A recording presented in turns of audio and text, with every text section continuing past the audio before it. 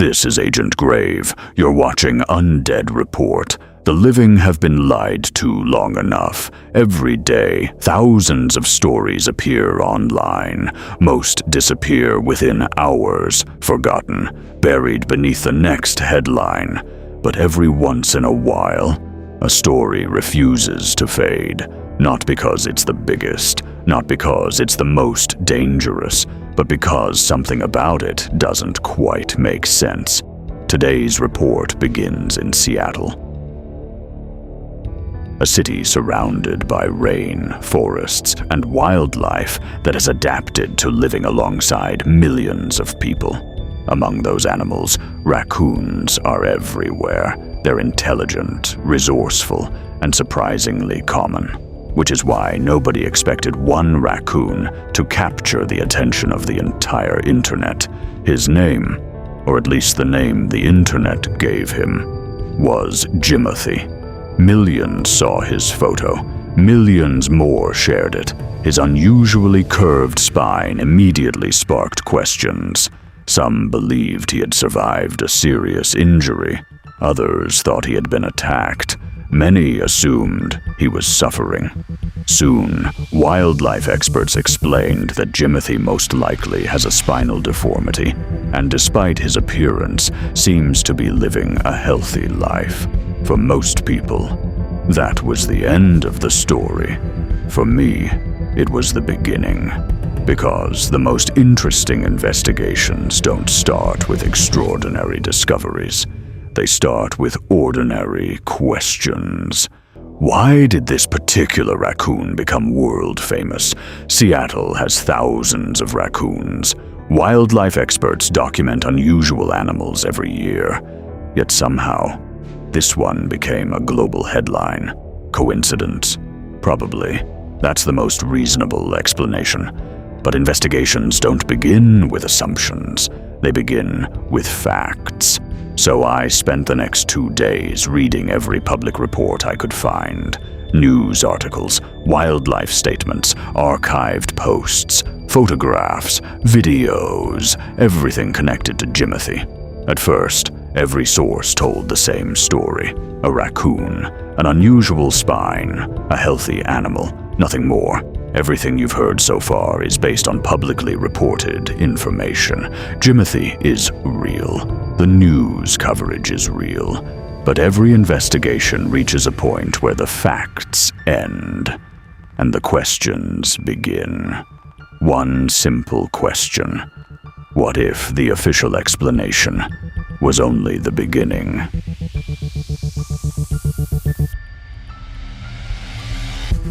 So, the official explanation made sense. A raccoon with a spinal deformity, a healthy animal, a story the internet quickly turned into entertainment.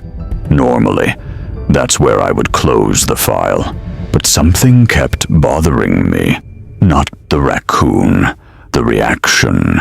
Why did this particular animal become a global headline? Why this one? Why now? So I started digging deeper. Not into conspiracy theories, not into anonymous blogs, into public records, archived news articles, wildlife reports, old newspaper databases, discussion forums, environmental records, anything that mentioned unusual wildlife around Seattle. Most of what I found was exactly what I expected. Routine sightings, rescue reports, traffic accidents involving wildlife, nothing unusual. Hours passed, then another day. Nothing, until I found a photograph. There was no photographer's name, no location, no exact date, just an old, damaged image buried inside a digital archive. The quality was terrible, almost unusable. But one detail immediately caught my attention. The animal's posture, its curved spine, not identical to Jimothy, just similar. Coincidence? Probably. Animals are born with deformities every year. Similar conditions can appear in completely unrelated individuals. That alone proved absolutely nothing. Still, I saved the image, not because I believed it meant something, because investigators learn never to ignore patterns, even when those patterns turn out to be meaningless. Later that evening, something unexpected happened. An email arrived. No name, no profile picture, no signature, just a single sentence. "You're looking in the wrong decade." That was it. No attachment, no explanation, no demand. Most anonymous messages are worthless. Most of them are written by people hoping to become part of the story themselves. This one felt different. Short, precise, almost as if the sender knew exactly what I had been researching. Instead of telling me what to believe, they simply suggested I was looking in the wrong place. So, I stopped searching recent records. I went back, way back, old newspaper archives, university libraries, environmental reports from the 1980s and early 1990s, local publications that had never been properly digitized, thousands of pages, most of them completely irrelevant. Then, a small article hidden inside a local newspaper caught my attention. The headline read, "Residents report unusual wildlife near protected forest." The article itself was surprisingly short, only a few paragraphs. Residents claimed they had seen several unusually shaped animals near a heavily wooded area outside Seattle. Authorities inspected the area. Nothing unusual was found. No investigation followed. The article disappeared as quickly as it appeared. At first, it seemed like another dead end. Stories like this appear every year. People misidentify animals, rumors spread, newspapers print short reports, life moves on. Then I noticed something strange. At the very bottom of the page, almost too small to notice, was a reference code, 47-B. At first, I assumed it was simply an internal filing number, nothing unusual. Still, curiosity has a way of creating more work than answers, so I searched for it. Nothing. No public database recognized the code. No wildlife report matched it. No newspaper archive explained it. I almost gave up. Then, one result appeared. Not inside a news archive, not inside a government database, inside an old document repository that contained scanned pages with no listed source. The file had no author, no publication date, no organization attached to it.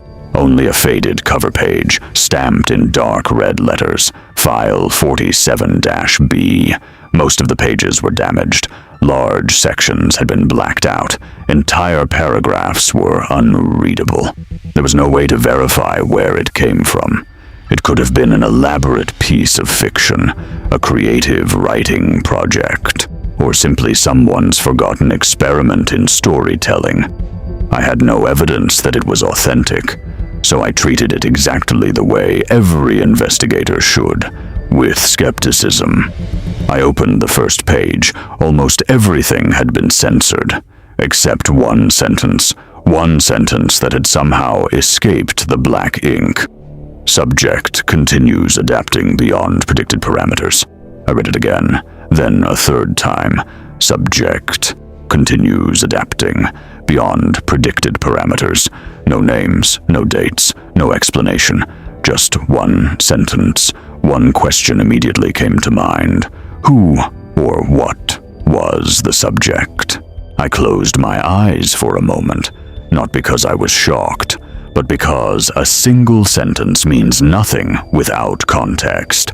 One line on one page cannot prove anything. It can only raise another question. So I kept reading. The second page was in even worse condition. Entire paragraphs had been covered by thick black bars. Most of the document was unreadable. Then, near the top of the page, one title remained untouched. Project Black Pine. That was the first time those words appeared. No government seal, no agency, no department, no official signature, just a name, Project Blackpine. It sounded mysterious, almost too mysterious, which immediately made me suspicious. If this document was fictional, someone had gone to great lengths to make it believable, and if it wasn't, there was still no way to verify its origin. So I continued treating it like any investigator should, with caution. The first readable paragraph described the project's purpose: not to create biological weapons, not to engineer dangerous animals, not to build monsters. Instead, it claimed the project was created to study one thing: adaptation. How wildlife changes when its environment changes faster than nature expects. An interesting idea, not because it proves anything, but because adaptation is something we see every day. Animals adjust, cities expand, forests shrink, species learn to survive. That part felt surprisingly believable. The next section looked different. It wasn't written like a scientific report. It read more like someone's field journal. Short entries, weather conditions, animal movements, feeding habits, camera observations, nothing unusual, page after page. Everything appeared routine, until one sentence broke the pattern. Subject avoided every motion-triggered camera for 17 consecutive days. I stopped reading, not because the sentence was impossible. Animals avoid cameras all the time, but because of the wording. Avoided, not escaped, not disappeared. Avoided. As if whoever wrote the report believed the animal understood what the cameras were. Maybe that was just dramatic writing, or maybe it was meant to suggest something else entirely. The next page contained a map, or rather, part of one. Most of it had been torn away. Road names were missing. Coordinates had been removed. Only rivers, elevation lines, and a dense forest remained visible.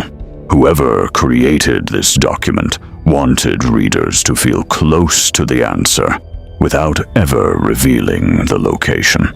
Then I noticed something unusual. In the corner of the map, a handwritten note, barely visible. Observation Zone 3. No explanation, no legend, nothing else. Just 3 words. Observation Zone 3, if this fictional archive was to be believed. There wasn't just one observation site. There were several, which raised another question. How large was Project Blackpine supposed to be? One forest, one county, or something much bigger? As I continued reading, another line caught my attention. Behavior no longer follows predicted patterns. Again, no explanation, no description, no photographs, only that sentence. Behavior no longer follows predicted patterns. Patterns, plural, meaning someone had expected specific behavior, and according to the report, those expectations had failed. The deeper I went into the archive, the stranger its structure became. Instead of giving answers, it asked better questions. Who wrote these reports? Who was reading them? And why had so much of the document been removed? Then I reached what appeared to be the final page. Almost everything had been blacked out, except one paragraph. Field team recommends continued observation. No direct contact. Subject displays increasing environmental awareness. Passive monitoring advised. Environmental awareness, an unusual phrase. Not intelligence, not aggression. Awareness. As if the fictional researchers believed the subject had begun recognizing changes around it before they happened.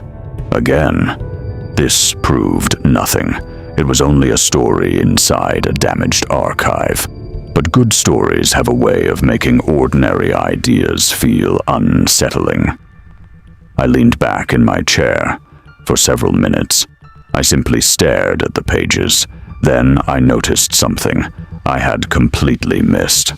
At the bottom of the final sheet, printed in tiny letters, almost invisible beneath the scanner marks, was another reference. Related archive, Echo 09. Not another report, not another observation. Another archive. Whatever Echo 09 was, it wasn't included. The file ended there. No explanation, no index, no final conclusion, just a reference pointing somewhere else. I closed the folder. Maybe Project Black Pine was nothing more than an elaborate fictional manuscript. Maybe someone had written it years ago and forgotten it on an old server. Or maybe the archive was designed to do exactly what it had just done.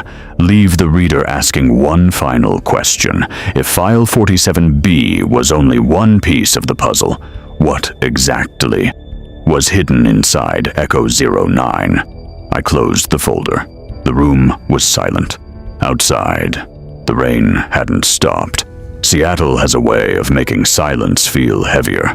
For a long moment, I simply stared at the screen, trying to separate fact from fiction, because that's the most dangerous part of any investigation, not finding answers, believing you've already found them. Let's go back to what we actually know. Jimothy is real. His photographs are real. The public reports are real. Wildlife experts have offered a reasonable explanation for his appearance. Nothing in this investigation changes those facts. Everything after that. The archive.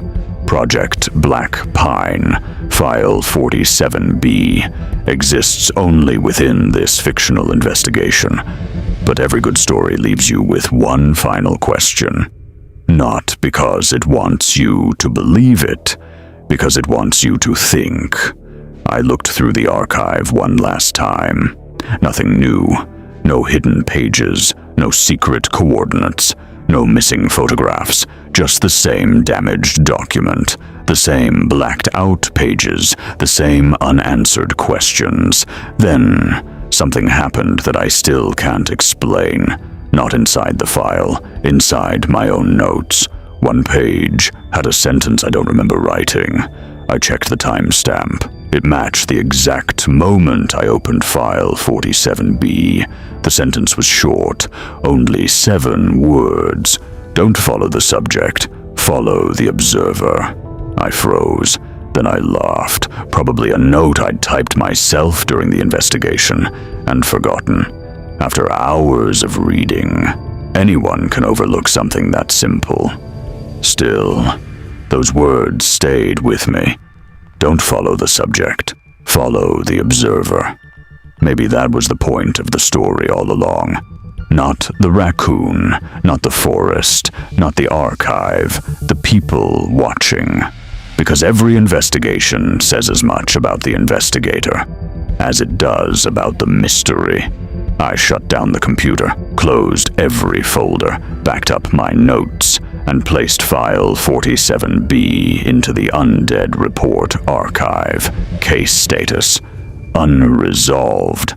Not because the evidence proved anything extraordinary, but because the most honest conclusion was also the simplest. There wasn't enough evidence to reach one.